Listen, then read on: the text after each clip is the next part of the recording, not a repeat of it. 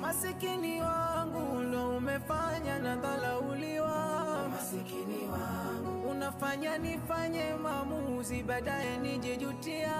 Masikini wangu na kwa nini wende nacho ndo anaongezewa. Masikini wangu basi badili. Una shida zimetanda, zimekuwa nyingi na shindwa kwa kuelemea.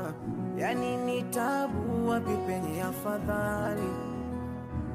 Na ninakoma maana ndiyo baba, japo zinazidi na shindwa hata kuelewa. Yani ni adhabu inanichosha hii hali. Kila pakikucha fadhali ya jana, maana kila Kaka, niache nife. Nimechoka kuteseka katika hii dunia na kunyanyasika na kusimu. Afadhali nife. Kakangu, haya ni maneno gani ya kikumbafu unayozungumzia? Kumbuka, kusaliwa katika familia maskini sio laana wala ghadhabu, bali ni sehemu sahihi unayoweza kujionyesha ujasiri wako wa kupambana. Tena, maisha yetu duniani ni kama fumbo ambao sote tunang'ang'ana kila kukicha kulifumbua. Hivyo, sioni sababu inayokufanya wewe kukata tamaa. Tena, yote tunayopitia duniani ni mapito tu. Ipo siku yataisha. Tena, kupata na kukosa ni jawabu ya jalala. Hivyo, usikate tamaa tafadhali. Nashukuru kaka kwa hiyo mawaidha ulionipa. Kwa sasa nitayashikilia hiyo mawaidha yako na nikaze kimwanaume nifanye nayo kazi. Nawaza mikosa malana, napata uchungu na kila siku ganitaga. Ona basi Mola nione, nibadili maisha nije kwa kama wao.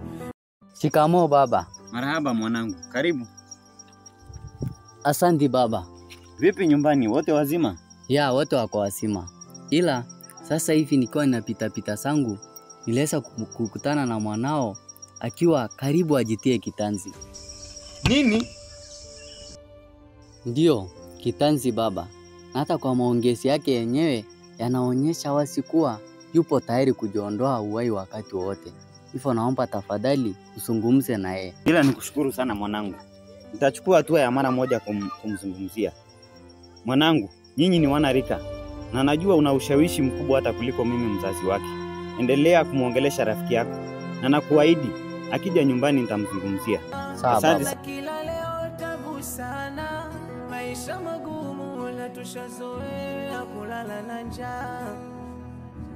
Na huku madeni yametuandama, nawaza mikosa malana, napata uchungu na kila siku ganitaga.